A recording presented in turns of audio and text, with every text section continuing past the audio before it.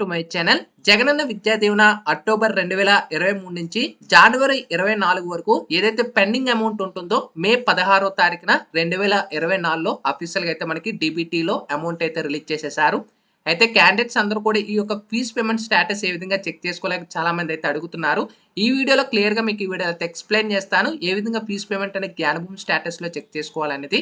ముందుగా వీడియోలోకి వెళ్లే ముందు ఛానల్ ఎవరైతే ఫస్ట్ టైం ఇచ్చేస్తారో సబ్స్క్రైబ్ అయితే చేయడం అయితే మర్చిపోవద్దు.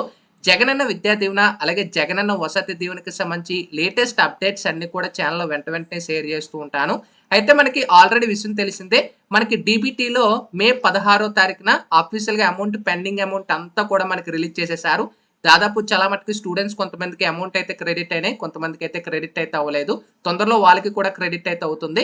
అయితే ఫీజ్ పేమెంట్ స్టేటస్ అనేది మీ అంతకు మీరే మొబైల్లో కానీ పీసీలో కానీ చెక్ చేసుకోవచ్చు.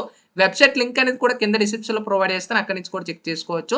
ఇక్కడ మనకి జ్ఞానభూమి.ఏపీ.గవర్నమెంట్.ఇన్ వెబ్సైట్ అనేది మనకి లింక్ అనేది అయితే ఉంటుంది. సో ఇక్కడ నుంచే మీ యొక్క జేవిడి అనే ఫీజ్ పేమెంట్ స్టేటస్ చెక్ చేసుకోవచ్చు.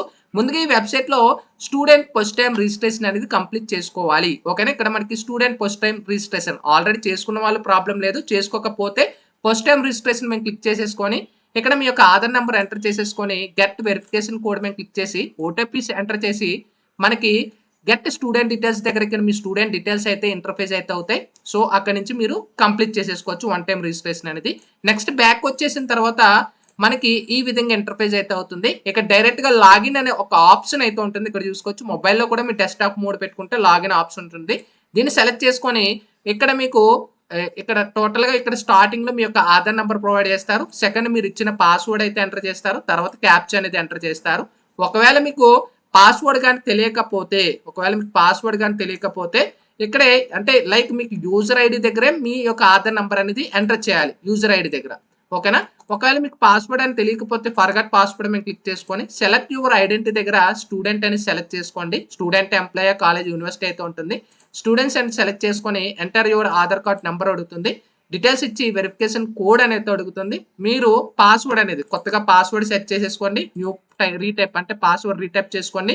ఓటీపీ అనేది వస్తుంది, ఓటీపీ సబ్మిట్ చేసుకొని ఐఎమ్ డన్ అని పెట్టుకుంటే మీకు పాస్వర్డ్ అనేది క్రియేట్ అయిపోతుంది. ఓకేనా, ఓటీపీ ఎక్స్పైర్ ఇక్కడ చూసుకోవచ్చు. మనకి 2 minutes మాత్రమే అయితే ఉంటుంది, దాదాపు 3 minutes అయితే ఉంటుంది.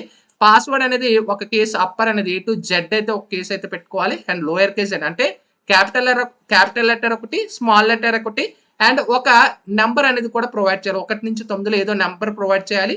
అండ్ ఏదైతే పాస్వర్డ్ మీరు పెట్టుకుంటారో 8 నుంచి 19 మినిమం అయితే ఉండాలి. ఓకేనా, అండ్ సింబల్ అనేది కూడా మీకు $@ అని కంపల్సరీ ఏదో ఒకటి పెట్టుకోవాలి. అండ్ మీరు ఇచ్చిన మొబైల్ నెంబర్ కూడా పాస్వర్డ్ వచ్చిందా లేదా అని కదా సెంట్ అయిందా లేదా కూడా ప్రొవైడ్ చేస్తుంది.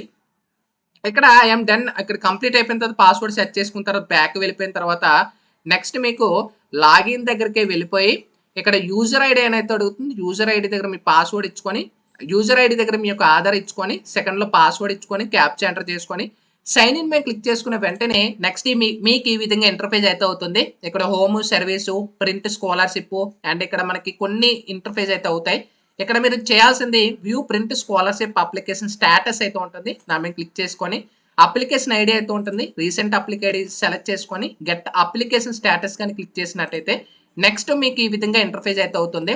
Government of Andhra Pradesh Gnanabhoomi portal JVD scheme అని చెప్పి మీ యొక్క ఫోటో అండ్ స్కాలర్షిప్ హిస్టరీ అంటే ఇప్పటి వరకు మీకు పాతగా ఎప్పుడైతే అంటే ప్రీవియస్గా ఎప్పుడైతే క్రెడిట్ అయ్యో అమౌంట్ అన్ని కూడా మీకు ఇంటర్ఫేస్ అయితే అవుతాయి. అండ్ పర్సనల్ డీటెయిల్స్ చూపిస్తాయి, అడ్మిషన్ డీటెయిల్స్ చూపిస్తాయి, అండ్ స్కాలర్షిప్ డీటెయిల్స్ అయితే మీకు ఇంటర్ఫేస్ అయితే అవుతుంది. క్యాస్ట్ సర్టిఫికేట్ డీటెయిల్స్, రేషన్ ఇవన్నీ కూడా ఏవైతే మీరు ఇచ్చి ఉంటారో కౌన్సిలింగ్ టైంలో అవన్నీ కూడా మీరు కాలేజెస్ వాళ్ళైతే ఎంటర్ చేసిన డీటెయిల్స్ అన్ని కూడా ఇక్కడ సేవ్ అయ్యి ఉంటాయి. అండ్ మీకు ఏ అకౌంట్ లో క్రెడిట్ అయిందో చాలా మంది కన్ఫ్యూజ్ అయితే పడుతూ ఉంటారు. ఇక్కడ బ్యాంక్ అకౌంట్ నెంబర్ అనేది కూడా ఉంటుంది, ఆ అకౌంట్ లోనే అమౌంట్ అనేది క్రెడిట్ అవుతుంది. ఓకేనా, ఇంకా 6 step వ్యాలిడేషన్ దగ్గర ఇక్కడ ఎవరైతే 4-wheeler కానీ, గవర్నమెంట్ ఎంప్లాయీ కానీ, ఇన్కమ్ ట్యాక్స్ కానీ, ల్యాండ్ కానీ, అర్బన్ ప్రాపర్టీ కానీ అండ్ డిస్కంటిన్యూడ్ అండ్ ఇక్కడ ఇవన్నీ కూడా NA నో కానీ ఎవరికైతే ఉంటుందో వాళ్ళకి మాత్రమే అమౌంట్ క్రెడిట్ అవుతుంది. స్కాలర్షిప్ డీటెయిల్స్ దగ్గర ఎలిజిబుల్ అయ్యి ఎవరైతే ఉంటారో వాళ్ళకి మాత్రమే. ఫర్ ఎగ్జాంపుల్ ఒక క్యాండిడేట్ స్టూడెంట్ ఐడి అయితే చూపిస్తాను. ఇక్కడ ఒక స్టూడెంట్ అయితే మీకు క్లియర్ ఇక్కడ ఇంటర్ఫేస్ అవుతుంది, ఇక్కడ చూసుకోవచ్చు. ఈ క్యాండిడేట్ కి మనకి అర్బన్ ప్రాపర్టీ ఇక్కడ చూసుకోవచ్చు, అర్బన్ ప్రాపర్టీ ఉండడం వల్ల ఇన్ఎలిజిబుల్ అయ్యారు. సో వీళ్ళకైతే అమౌంట్ అయితే క్రెడిట్ అవ్వదు, ఎందుకంటే ఇక్కడ మనకి NA కాకుండా ఒక్క దాంట్లో మీకు నో ఎలిజిబిలిటీ లేకపోయినా కూడా అమౌంట్ మొత్తం కూడా ఆపేస్తారు. గుర్తుపెట్టుకోండి, అమౌంట్ మొత్తం ఆపేస్తారు. ఇక్కడ ఎన్‌జే ఉన్న వాళ్ళకి అమౌంట్ క్రెడిట్ అవుతుంది. ఎలిజిబుల్ ఉన్న వాళ్ళకి అమౌంట్ క్రెడిట్ అవుతుంది. అటెండెన్స్ ఉన్న వాళ్ళకి అమౌంట్ క్రెడిట్ అవుతుంది. గుర్తుపెట్టుకోండి. ఓకేనా? అయితే ఇక్కడ మనకి అన్నీ కూడా చూపిస్తాయి. అటెండెన్స్ ఇక్కడ అన్నీ కూడా మనకి ఎంత ఫీజు పడింది. ఇంకా కొంతమందికైతే ఫీజు పేమెంట్ మే 16వ తారీఖున ఎవరికైతే క్రెడిట్ అయిందో కొంతమంది అయితే ఇంకా అప్డేట్ అయితే అవ్వలేదు. అప్డేట్ అయిన వాళ్ళకైతే మీకు డైరెక్ట్ ఇక్కడ మీకు ఫీజు ఎంత అయిందో మీకు చూపిస్తుంది. ఒక క్యాట్ అయితే డీటెయిల్ గా మీకు చూపిస్తాను. అప్డేట్ అయింది. ఇక్కడ మనకి అప్లికేషన్ ఐడి రీసెంట్ సెలెక్ట్ చేసుకొని ఇక్కడ లాస్ట్ గా మీరు వెళ్ళినట్టయితే మనకి ఇక్కడ చూసుకోవచ్చు ప్రొసీడింగ్ నెంబర్ ఎంత అమౌంట్ క్రెడిట్ అయింది అండ్ ఎప్పుడు ఏ డేట్ లో క్రెడిట్ అన్ని కూడా మీకు ఇక్కడ ఇంటర్ఫేస్ అవుతుంది. ఓకేనా? సో ఈ విధంగానే మీరు మీ యొక్క స్టేట్మెంట్ అనేది మీరు చెక్ చేసేసుకోవచ్చు మీ అంతటికి మీరే మొబైల్లో కానీ పీసీలో కానీ. అండ్ ఎవరికైతే అమౌంట్ అయితే క్రెడిట్ అయిందో కింద కామెంట్ సెక్షన్ లో కూడా కామెంట్ చేయండి ఎంత అమౌంట్ క్రెడిట్ అయిందో. సో టోటల్ ఇది చెక్ చేసుకున్న process. Sign up by friends. Thank you.